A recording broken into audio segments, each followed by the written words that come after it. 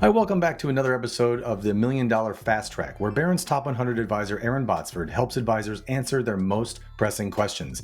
Now, today's short episode covers what is a disturbing track and why is it the most effective conversion tool. So, in other episodes, we've spoken about disturbing tracks, and you may have heard that and think, oh, I think I know them from a blog post or something else. This is a great episode to attend because we're going to tell you all about them. So, Erin, what is a disturbing track? Well, a disturbing track is an effective line of questioning that's going to uncover potential vulnerabilities in the client's life. The reason it's so powerful is because it triggers a psychological response to your prospects because they have to wonder, does this situation exist in their life? And one of the reasons it's very powerful too is that we know from psychology that the fear of loss is a much bigger driver than the opportunity for gain. But I want to caveat this by saying the idea is we're not out there fear mongering. What we're going to do is ask a series of questions to try and uncover any potential vulnerabilities that could already exist in the client's life that if left unchecked, it could cause catastrophic loss for your prospect and your client. It's huge. It makes it feel like everyone has their own discovery process and their own kind of questions they're going to ask their new prospects. But this takes it so much more into the right direction or into a different direction. Because while we may, as a general advisor, talk about some of the risks to their portfolio and how we're going to plan for, cash flow in retirement and some of those things, the other side of the things we don't talk about, those catastrophic issues, that's huge. And so, what makes these questions so powerful? Well, they're powerful because, first of all, nobody's talking about them. And I don't really understand why we in the industry haven't really focused on this. And I'm not sure why, except that I think in a lot of advisors' minds, there's no direct line from having these discussions to a product sale. So I think that's why in some of the training over the decades, we really haven't gone there. We haven't talked about it. But I found it to be a huge point of differentiation because I was always in a competitive situation, always. And I would typically ask if I could go last because I knew my other competitors were always going to focus on the investment and the retirement side of the balance sheet. And they were going to talk about their portfolio construction and their Monte Carlo simulations and all that. And I would just sit there and wait for my turn because I was going to start in the area of risk management. And specifically, Blake, I would always say, Mr. and Mrs. Prospect, I realize that most advisors focus in the area of investments and retirement plan, but in our firm, we focus in the area of risk management. Why, you might ask? Because it's our contention that whether you have $1 million or $10 million or anywhere in between, if an event happened, and let me assure you, those events happen in a split second of time that would cause you to lose all your money, I don't really care how good your money managers are. It's just that much more for you to lose. So I explain it to my prospects in that manner so that they understand, why am I talking about the risk side of the balance sheet? And then I'll take them through a line of questioning. And right then and there in that first meeting, I'm generally going to discover 2, 3, maybe 4 or 5 areas of weakness in their situation that needs to be addressed. It's so powerful because when you tell them in the area of risk management rather than portfolio management, so whether you have 1 million, 10 million, anywhere in between, you're almost telling them, look, I don't care about managing your money. I don't even need to know where all of it is right now. We're just going to talk about the other things. And it feels like it allows them to put their guard down and go, okay, what are you going to talk about? What is this about? And it feels like it's such a great opportunity to have a conversation they've never had before. So Right.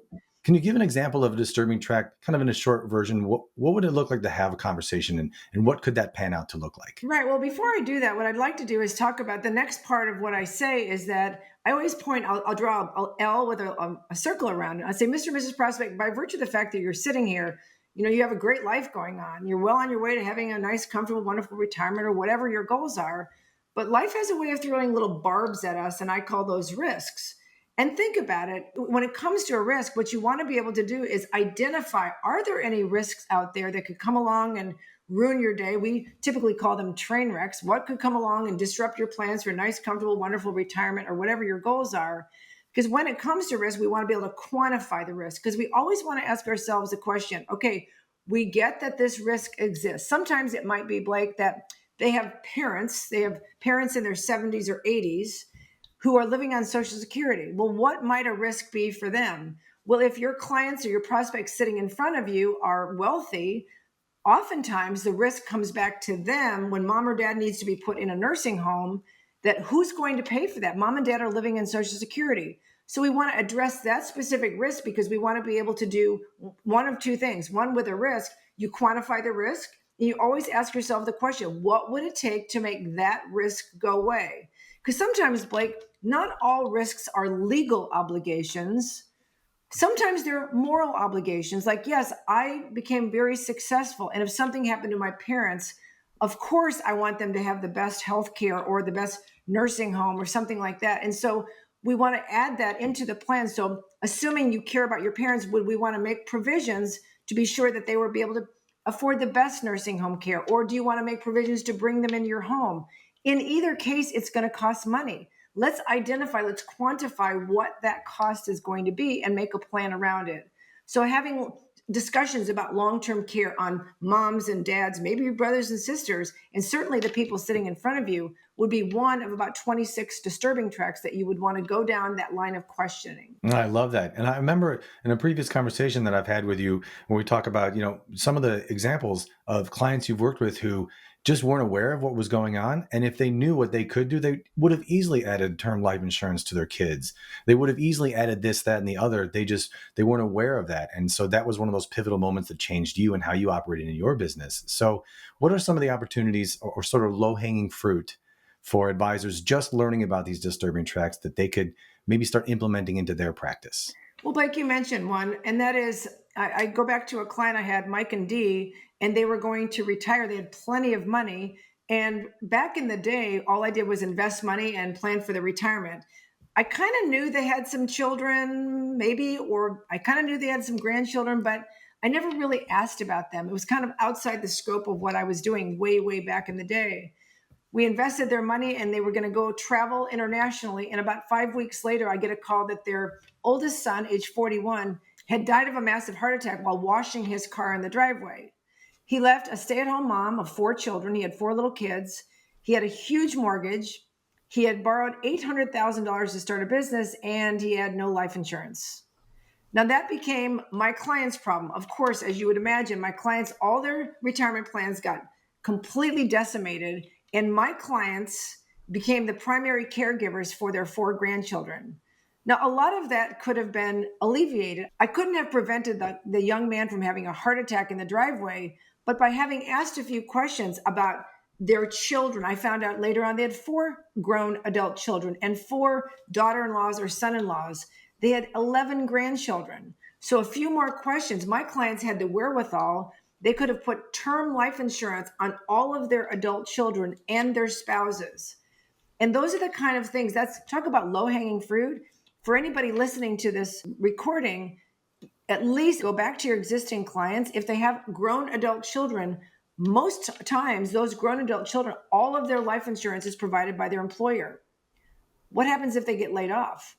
And so you want to be able to have these extended conversations and really protect the people sitting in front of you from having to pick up the pieces from a catastrophic loss in their family situation.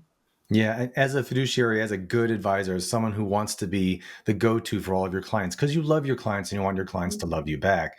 This is such a great thing to be able to do for them because it shows them that you're looking out for them, not just what their portfolio can do and whether they have cash flow in retirement. This is really a next level way to provide better care and that extra lens to see things that they can't. So we definitely advise you to go back to your clients and really have those conversations. But if you want to take it to the next level and really learn all the disturbing tracks and what they are and how they break down and all the different areas you can use them, head over to erinbotsford.com, schedule a one-on-one consultation with someone on our team, and we'll show you kind of what's in store for you as you work with us and we help you take your business to the next level.